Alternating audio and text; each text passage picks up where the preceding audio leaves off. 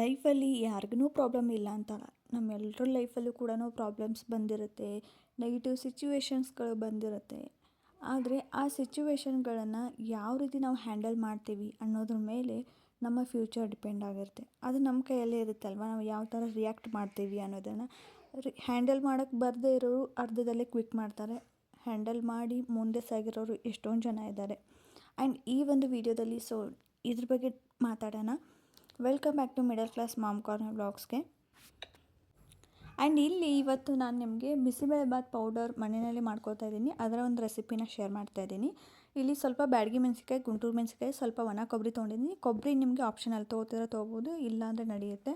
ಸ್ವಲ್ಪ ಇಂಗು, ಅರಿಶಿನ ಪುಡಿ, ಇಲ್ಲಿ ಹವೇಜು, ಉದ್ದಿನಬೇಳೆ, ಕಡಲೆಬೇಳೆ, ಸ್ವಲ್ಪ ಮೆಂತ್ಯ, ಮೆಣಸು, ದಾಲ್ಚಿನ್ನಿ, ಏಲಕ್ಕಿ, ಲವಂಗ, ಜೀರಿಗೆ, ಸಾಸಿವೆ, ಹಾಗೆ ಗಸಗಸೆ. ಇಷ್ಟನ್ನ ತೊಗೊಂಡಿದ್ದೀನಿ. ಇದನ್ನು ಚೆನ್ನಾಗಿ ಒಂದೊಂದಾಗಿ ಫ್ರೈ ಮಾಡ್ಕೋಬೇಕು. ಫ್ರೈ ಮಾಡ್ತಾ ನಮ್ಮ ಒಂದು ಟಾಪಿಕ್ ಬಗ್ಗೆ ಮಾತಾಡೋಣ, ಓಕೆನಾ? ವಿಡಿಯೋ ಏನಾದರೂ ಇನ್ ಕೇಸ್ ಇಷ್ಟ ಇದ್ದರೆ ಪ್ಲೀಸ್ ಒಂದು ಲೈಕ್ ಮಾಡಿ, ಹಾಗೆ ಚಾನಲ್ನ ಸಬ್ಸ್ಕ್ರೈಬ್ ಮಾಡ್ಕೊಳ್ಳಿ. ನಿಮಗೆ ಯೂಸ್ ಆದರೆ, ನಿಮಗೆ ಏನಾದರೂ ಇಂಟ್ರೆಸ್ಟ್ ಇದ್ದರೆ, ಇಷ್ಟ ಆದರೆ, ಈ ಒಂದು ಕಂಟೆಂಟ್ ಇಷ್ಟ ಆದರೆ ಪ್ಲೀಸ್ ಒಂದು ಲೈಕ್ ಮಾಡಿ. ಪ್ಯಾಕೆಟ್ ತರೋಕ್ಕಿಂತ ಈ ಥರ ಮನೆಯಲ್ಲಿ ಮಸಾಲೆ ಮಾಡಿದರೆ ಫ್ಲೇವರ್ ಜಾಸ್ತಿ ಇರುತ್ತೆ, ಆಮೇಲೆ ಟೇಸ್ಟ್ ಕೂಡ ಚೆನ್ನಾಗಿರುತ್ತೆ. ಹಾಗಾಗಿ ಫಸ್ಟ್ ಟೈಮ್ ನಾನು ಟ್ರೈ ಮಾಡ್ತಾ ಇರೋದು, ಬಟ್ ಚೆನ್ನಾಗಿ ಬಂದಿತ್ತು. ಒಂದು ಸರ್ತಿ ಟ್ರೈ ಮಾಡಿ ನೀವು ಕೂಡ. ಎಲ್ಲ ಮನೇಲಿ ಇರೋದೇ ಇರುತ್ತಲ್ವ, ಕಡಲೆಬೇಳೆ, ಉದ್ದಿನಬೇಳೆ, ಮೆಂತ್ಯ, ಇದೆಲ್ಲ ಕೂಡ ಮನೇಲೇ ಇತ್ತು. ಹಾಗಾಗಿ ಮಾಡಿದರೆ ಆಯಿತು ಅಂತೇಳಿ ಫಸ್ಟ್ ಟೈಮ್ ಮಾಡಿದ್ದೆ. ಒಂದು ಸರ್ತಿ ನೀವು ಮಾಡಿಟ್ಕೊಂಡ್ರೆ ಈ ಮೆಜರ್ಮೆಂಟಲ್ಲಿ ಒಂದು 2 ಸರಿ ಮಾಡ್ಬೋದು. ಸ್ವಲ್ಪ ಕ್ವಾಂಟಿಟಿಲಿ ಅಂದರೆ 2 ಸರಿ ಮಾಡ್ಕೋಬೋದು. ನಾನು ಒಂದು ಸರ್ತಿ ಮಾಡಿದ್ದೀನಿ, ಇವಾಗ ಇನ್ನೂ ಒಂದು ಸರ್ತಿ ಮಾಡಿದರೆ ಖಾಲಿ ಆಗುತ್ತೆ, ಅಷ್ಟಾಗಿದೆ. ಎಲ್ಲರ ಲೈಫಲ್ಲೂ ಕೂಡ ಪ್ರಾಬ್ಲಮ್ಸ್ ಬರುತ್ತೆ, ಅಪ್ ಆ್ಯಂಡ್ ಡೌನ್ಸು ಎಲ್ಲ ಕೂಡ ಇರುತ್ತೆ. ಎಲ್ಲ ಸಿಚುವೇಶನ್ನು ಅನುಭವಿಸ್ತಾ ಇರ್ತಾರೆ. ಮನೇಲಿರೋ ಹೆಣ್ಮಕ್ಳಾಗಿರ್ಬೋದು, ಅಥವಾ ವರ್ಕಿಂಗ್ ವುಮನ್ ಆಗಿರ್ಬೋದು, ಅಥವಾ ಗಂಡು ಮಕ್ಕಳೇ ಆಗಿರ್ಬೋದು, ಸ್ಟೂಡೆಂಟ್ಸೇ ಆಗಿರ್ಬೋದು, ಯಾರೇ ಆಗಿರ್ಬೋದು, ಎಲ್ಲರೂ ಕೂಡ ಅವ್ರವ್ರದ್ದೇ ಆದಂಥ ಪ್ರಾಬ್ಲಮ್ಸ್ ಇರುತ್ತೆ. ಅವರ ಒಂದು ಪ್ರಾಬ್ಲಮ್ ಅವ್ರಿಗೆ ದೊಡ್ಡದೇ ಆಗಿರುತ್ತೆ ಅಲ್ವಾ. ಆನೆ ಬಾರ ಆನೆಗೆ, ಇರುವೆ ಬಾರ ಇರುವೆಗೆ ಅನ್ನೋ ಹಾಗೆ ಅವ್ರವ್ರ ಪ್ರಾಬ್ಲಮ್ಮು ಅವ್ರಿಗೆ ದೊಡ್ಡದೇ ಆಗಿರುತ್ತೆ. ಆ ಒಂದು ಸಿಚುವೇಷನಲ್ಲಿ ಏನೇ ಆಗಿರ್ಬೋದು, ಒಂದು ಜಾಬ್ ಆಗಿರ್ಬೋದು, ಲವ್ ಫೇಲ್ಯೂರ್ ಆಗಿರ್ಬೋದು, ಅಥವಾ ಹತ್ತಿರದಲ್ಲಿರೋರನ್ನ ಕಳ್ಕೊಂಡಿರೋದಾಗಿರ್ಬೋದು, ಏನೇ ಒಂದು ಸಿಚುವೇಶನ್ ಬಂದಾಗ, ಅಥವಾ ಏನಾದರೂ ಜಗಳ ಆದಾಗ, ಏನೇ ಆಗಿದ್ರೂ ಅದನ್ನು ನಾವು ಯಾವ ರೀತಿ ಸಮಾಧಾನವಾಗಿ ಹ್ಯಾಂಡಲ್ ಮಾಡ್ತೀವಿ ಅನ್ನೋದ್ರ ಮೇಲೆ ನಮ್ಮ ಒಂದು ಫ್ಯೂಚರ್ ಡಿಪೆಂಡ್ ಆಗುತ್ತೆ, ಓಕೆನಾ? ಒಂದು ಜಗಳ ಆದಾಗ ಅದನ್ನು ನಾವು ನಮ್ಮ ಒಂದು ರೆಸ್ಪಾನ್ಸ್ ಏನಿರುತ್ತೆ, ನಾವು ಯಾವ ಥರ ರಿಯಾಕ್ಟ್ ಮಾಡ್ತೀವಿ ಅದ್ರ ಮೇಲೆ ಆ ಜಗಳ ದೊಡ್ಡದೂ ಆಗ್ಬೋದು, ಆ ಜಗಳ ಅಲ್ಲಿಗೇನೂ ಮುಗಿಬೋದು. ಅದು ಕೂಡ ನಮ್ಮ ಕೈಯಲ್ಲೇ ಇರುತ್ತಲ್ವ. ಕೆಲವೊಂದು ಕಂಟ್ರೋಲ್ ಮಾಡೋಕ್ಕಾಗಲ್ಲ, ಓಕೆ, ಒಪ್ಕೋತೀನಿ. ಬಟ್ ಎಲ್ಲನೂ ಕಂಟ್ರೋಲ್ ಮಾಡೋಕ್ಕಾಗಲ್ಲ. ಆದರೆ ಕೆಲವೊಂದು ಸಿಚುವೇಷನಲ್ಲಿ ನಾವು ಪ್ರಯತ್ನ ಮಾಡ್ಬೋದಲ್ವ. ಪ್ರಯತ್ನ ನಮ್ಮ ಕೈಯಿಂದ ಎಷ್ಟಾಗುತ್ತೋ ನಾವು ಅಷ್ಟು ಮಾಡ್ಬೋದು. ಹಾಗಾಗಿ ಆ್ಯಂಡ್ ಆ ಥರ ಸಿಚುವೇಶನ್ ಬಂದಾಗ ಏನೋ ಒಂದು ಇನ್ಸಿಡೆಂಟ್ ಆಯಿತು, ಅಥವಾ ಏನೋ ಒಂದಾಯಿತು. ಯಾವುದೇ ಸಿಚುವೇಶನ್ ಇದ್ದರೂ ಕೂಡ ನೀವು ಫಸ್ಟು ಏನು ಮಾಡಬೇಕು ಅಂದರೆ ಕಾಮಾಗಿರೋದನ್ನು ಕಲಿಬೇಕು. ನಾವು ಏನು ಮಾಡ್ತೀವಿ ಅಂದರೆ ಜಾಸ್ತಿ ಕೋಪದಲ್ಲಿ ಆಗಿರ್ಬೋದು, ಅಥವಾ ಭಯದಲ್ಲಿ ಆಗಿರ್ಬೋದು ಡಿಸಿಷನ್ ಮಾಡಿದ್ರೆ ಅದು ಇನ್ನೂ ಆ ಒಂದು ಸಿಚುವೇಶನ್ ಏನಾಗುತ್ತೆ ಅಂದರೆ ವರ್ಸ್ಟ್ ಆಗಿಬಿಡುತ್ತೆ. ಹಾಗಾಗಿ ಆದಷ್ಟು ಸಮಾಧಾನವಾಗಿ ಇದ್ದು ಸ್ವಲ್ಪ ಯೋಚನೆ ಮಾಡಿ ನೆಕ್ಸ್ಟ್ ಅದನ್ನು ಅರ್ಥ ಮಾಡ್ಸೋಕ್ಕೆ ಟ್ರೈ ಮಾಡಿ ನೋಡಿ. ಅದು ಬಗೆಹರಿಯುತ್ತಾ ಅಂತ ಯೋಚನೆ ಮಾಡಿ ಟ್ರೈ ಮಾಡಿ. ಅದು ಆಗಲಿಲ್ಲ ಬಿಟ್ಟು ಮುಂದೆ ಹೋಗಿ ಅಷ್ಟೇ, ಓಕೆನಾ? ಜಾಸ್ತಿ ಯೋಚನೆ ಮಾಡ್ಕೊತ ಅದ್ರ ಬಗ್ಗೆನೇ ಯೋಚನೆ ಮಾಡ್ಕೊತ ಕೂಡಕ್ಕೆ ಹೋಗಬೇಡಿ.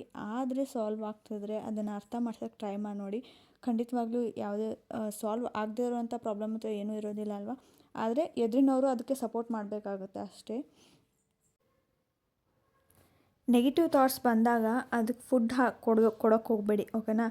ಅದಕ್ಕಿನ್ನೂ ಫುಡ್ ಹಾಕೋಬೇಡಿ. ಯಾವ ಥರ ಫುಡ್ಡು ಅಂದರೆ ಈ ಕೋಪ, ದ್ವೇಷ, ಅಹಂಕಾರ, ಸೊಕ್ಕು ಅನ್ನೋ ಅಹಂಕಾರ, ಆ ಥರದ್ದು ನೀವು ಫುಡ್ ಹಾಕಿದರೆ ಅದು ಇನ್ನೂ ಜಾಸ್ತಿ ಬೆಟ್ಟದಾಗಿ ಬೆಳ್ಕೊಬಿಡುತ್ತೆ. ಹಂಗಾಗಿ ಆದಷ್ಟು ಅದನ್ನು ಯಾವ ಥರ ಪಾಸಿಟಿವ್ ಆಗಿ ನಾವು ತೊಗೋಬೇಕು ಅಂತ ಯೋಚನೆ ಮಾಡಿ ನಮ್ಮನ್ನು ನಾವೇ ಕ್ವೆಶ್ಚನ್ ಮಾಡ್ಕೊಳ್ಳೋಣ. ಈ ಸಿಚುವೇಷನಿಂದ ನಾವು ಏನು ಕಲಿಬೋದು, ಆ್ಯಂಡ್ ಈ ಸಿಚುವೇಷನಿಂದ ನಾನು ಸ್ಟ್ರಾಂಗ್ ಆಗ್ತಾ ಇದ್ದೀನಿ, ಈ ಸಿಚುವೇಷನ್ನ ನಾನು ಎದುರಿಸಿದ್ರೆ ನಾನು ಸ್ಟ್ರಾಂಗ್ ಆಗ್ತೀನಿ, ಓಕೆನಾ?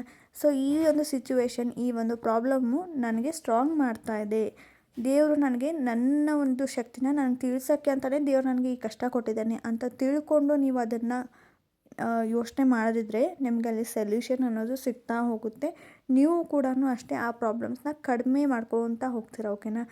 ಅದನ್ನೇ ಯೋಚನೆ ಮಾಡ್ಕೊತ ಕೂತ್ರೆ ಅದು ಜಾಸ್ತಿ ಆಗುತ್ತೆ ಹೊರತು ಕಡಿಮೆ ಆಗೋದಿಲ್ಲ. ಹಂಗಾಗಿ ಅದರಿಂದ ಏನು ಬೆನಿಫಿಟ್ ಇದೆ, ಏನು ಬೆನಿಫಿಟ್ ಆಗ್ತಾ ಇದೆ ನಮ್ಮ ಜೀವನದಲ್ಲಿ ಆಲ್ರೆಡಿ ಇವಾಗ ಏನಾದರೂ ಲೈಫಲ್ಲಿ ಆಗೇ ಇರುತ್ತೆ. ನೀವು ಒಂದು ಸರ್ತಿ ಹಿಂತಿರುಗಿ ನೋಡಿ ಆ ಲೈಫಿಂದ ನಾವು ಏನೇನೆಲ್ಲ ಕಲ್ತಿರ್ತೀವಿ ಅಂತ. ಆ್ಯಂಡ್ ಅದನ್ನು ಕಲ್ತಿರೋದು ಯಾವ ಬುಕ್ಕಲ್ಲಿ ಕೂಡ ಸಿಗೋದಿಲ್ಲ. ಆ್ಯಂಡ್ ಯಾವುದೇ ಒಂದು ಮೋಟಿವೇಶನಲ್ ವೀಡಿಯೋ ನೋಡಿದರೂ ಕೂಡ ಈ ಕಿವಿಲಿ ಕೇಳಿ ಈ ಕಿವಿಲಿ ಬಿಟ್ಟಿರ್ತೀವಿ, ಅದು ನಮಗೆ ನಾಟೋದಿಲ್ಲ. ಆದರೆ ನಮ್ಮ ಲೈಫಲ್ಲಿ ನಾವು ಎಕ್ಸ್ಪೀರಿಯೆನ್ಸ್ ಮಾಡಿರ್ತೀವಲ್ವ, ಆ ಎಕ್ಸ್ಪೀರಿಯೆನ್ಸ್ ಕಲ್ತಿರೋ ಪಾಠ ಯಾವತ್ತೂ ಕೂಡ ಮರೆಯೋದಿಲ್ಲ.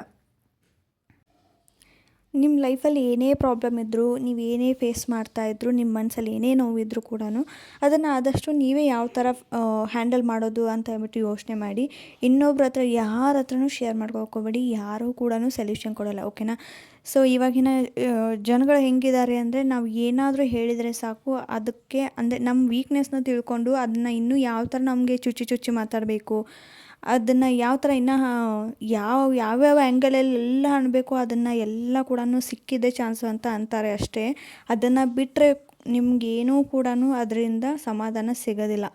ಇವಾಗ ಸದ್ಯಕ್ಕೆ ನಮ್ಮ ಮುಂದೆ ನಮ್ಮ ಪರ ನಮಗೆ ಕೇರ್ ತೋರಿಸೋ ಹಾಗೆ, ಕಾಳಜಿ ತೋರಿಸೋ ಹಾಗೆ ಮಾತಾಡ್ಬೋದು. ಬಟ್ ಹಿಂದೆ ಹೋಗಿ ಒಂದು 10 ಜನಕ್ಕೆ ಹೇಳಿ 10 ಜನನೂ ಕೂಡ ನಮ್ಮ ಬಗ್ಗೆ ಹಿಂದೆ ಮಾತಾಡ್ತಾ ಇರ್ತಾರೆ. ಹಾಗಾಗಿ ಆದಷ್ಟು ಯಾರ ಹತ್ರನೂ ಕೂಡ ಶೇರ್ ಮಾಡ್ಕೋಬೇಡಿ. ನಿಮ್ಮ ಒಂದು ನೋವುಗಳನ್ನು ನೀವೇ ಹ್ಯಾಂಡಲ್ ಮಾಡ್ಕೊಳ್ಳೋಕ್ಕೆ ಟ್ರೈ ಮಾಡಿ ನೋಡಿ. ಅಟ್ಲೀಸ್ಟ್ ಒಂದು ಬುಕ್ಕು ಪೆನ್ನು ತೊಗೊಂಡು ಬರೀರಿ. ಅದರಲ್ಲಿ ನಿಮ್ಮ ಫೀಲಿಂಗ್ಸ್ನ ಬರೆದ್ಬಿಟ್ಟು ಹರಿದು ಹಾಕಿ. ಆವಾಗ ನಿಮಗೆ ಒಂದು ಸ್ವಲ್ಪ ಸಮಾಧಾನ ಅನಿಸುತ್ತೆ. ಮುಂದೆ ಯಾವ ಥರ ಸ್ಟೆಪ್ ತೊಗೋಬೇಕು ಅಂತ ಹೇಳ್ಬಿಟ್ಟು ಯೋಚನೆ ಮಾಡಿ. ಇಲ್ಲ ಅಂದರೆ ನಿಮ್ಮನ್ನು ಪ್ರೀತಿಸೋರು, ಓಕೆನಾ. ಸೊ ನೀವು ಪ್ರೀತಿಸೋರಲ್ಲ, ನಿಮ್ಮನ್ನು ಇಷ್ಟಪಡೋರ ಹತ್ರ, ನಿಮ್ಮನ್ನು ಪ್ರೀತಿಸೋರ ಹತ್ರ, ನಿಮ್ಮ ಒಂದು ಸಿಚುವೇಶನ್ನ ಅವರು ಕೂಡ ನೋವು ಪಡೋರ ಹತ್ರ, ಅಂದರೆ ನಿಮ್ಗೆ ಏನಾದ್ರು ಪ್ರಾಬ್ಲಮ್ ಬಂದಿದೆ ಅಂದರೆ ಅವರು ಕೂಡ ಒಂದು ಏನಂತಾರೆ ಹಳಲು ಮಾಡ್ತಾಯಿರ್ತಾರೆ ನೋಡಿ, ಅಂಥವ್ರ ಹತ್ರ ಶೇರ್ ಮಾಡ್ಕೊಳ್ಳಿ.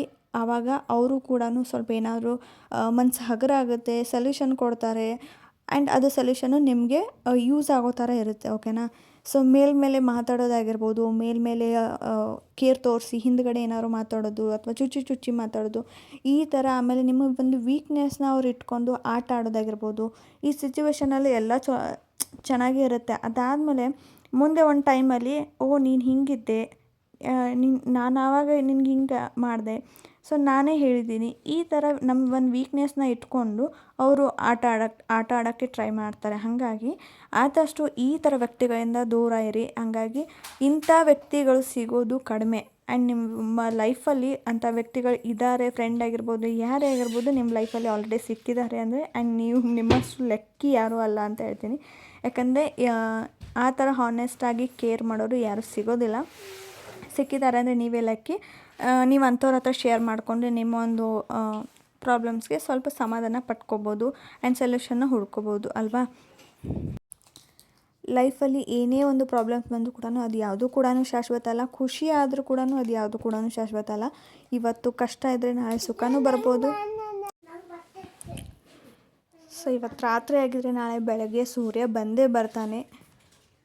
ಸೊ ಸೂರ್ಯ ಬಂದ ತಕ್ಷಣ ಮತ್ತೆ ರಾತ್ರಿ ಆಗುತ್ತೆ, ಕತ್ಲಾಗೇ ಆಗುತ್ತೆ. ಜಾಸ್ತಿ ಟೆನ್ಷನ್ ತೊಗೊಳಕ್ಕೆ ಹೋಗಬೇಡಿ, ಕಾಮಾಗಿರಿ. ಸಿಚುವೇಶನ್ನ ಆದಷ್ಟು ಹ್ಯಾಂಡಲ್ ಮಾಡೋಕ್ಕೆ ಬರ್ತಿದ್ರೆ ಹ್ಯಾಂಡಲ್ ಆಗ್ತಿದ್ರೆ ಮಾಡಿ, ಇಲ್ಲ ಅಂದರೆ ಟೈಮ್ಗೆ ಬಿಟ್ಬಿಡಿ. ಸೊ ಎಲ್ಲ ಕೂಡ ತಾನಾಗಿ ಸಾಲ್ವ್ ಆಗುತ್ತೆ. ಇಲ್ಲಿ ಇವಾಗ ಪೌಡರ್ ಮಾಡ್ತಾಯಿದ್ದೀನಿ ನೋಡಿ, ಅಷ್ಟು ತೊಗೊಂಡಿದ್ದೆ. ಸೊ ಇಷ್ಟು ಪೌಡರ್ ಆಗಿದೆ. ಟೇಸ್ಟ್ ಮಾತ್ರ ಚೆನ್ನಾಗಾಗಿತ್ತು. ಅದನ್ನು ರೆಸಿಪಿನ ಶೂಟ್ ಮಾಡ್ಕೊಳಕ್ಕಾಗಿಲ್ಲ. ನೋಡ್ತೀನಿ ಇನ್ನೊಂದು ಸರ್ತಿ ಯಾವಾಗಲಾದರೂ ಮಾಡಿದ್ದೆ ಅಂದರೆ ಅದನ್ನು ಶೇರ್ ಮಾಡ್ಕೊತೀನಿ. ಬಟ್ ಪೌಡರ್ ಮಾತ್ರ ನನಗೆ ಹೋಮ್ ಮೇಡ್ ಪೌಡರು ಮಾಡೋದು ಯಾಕೆ ಬೆಸ್ಟು ಅಂತ ಹೇಳ್ಬಿಟ್ಟು ಇವಾಗ ಗೊತ್ತಾಯಿತು. ಯಾಕಂದರೆ ಹೊರಗಡೆ ಪ್ಯಾಕೆಟಿಂದ ತಂದಿರೋದು, ಪ್ಯಾಕೆಟ್ ಒಡೆದ್ರೂ ಕೂಡ ಆ ಒಂದು ಸ್ಮೆಲ್ಲೇ ಇರೋದಿಲ್ಲ. ಬಟ್ ಈ ಪೌಡರ್ ಎಷ್ಟು ಸ್ಮೆಲ್ ಬರುತ್ತೆ. ಹೋಮ್ ಮೇಡ್ ಮಾಡಿ ಆವಾಗಿಂದ ಅವಾಗೆ ಫ್ರೆಶ್ಶಾಗಿ ಮಾಡ್ಕೊಳ್ಳೋದ್ರಿಂದ ಟೇಸ್ಟ್ ಕೂಡ ಇನ್ನೂ ಚೆನ್ನಾಗಿರುತ್ತೆ. ಸೊ ಇವತ್ತಿನ ಒಂದು ವಿಡಿಯೋ ಇದಾಗಿತ್ತು. ಇಷ್ಟ ಆದರೆ ಪ್ಲೀಸ್ ಒಂದು ಲೈಕ್ ಮಾಡಿ, ಚಾನಲ್ನ ಸಬ್ಸ್ಕ್ರೈಬ್ ಮಾಡ್ಕೊಳ್ಳಿ. Thank you.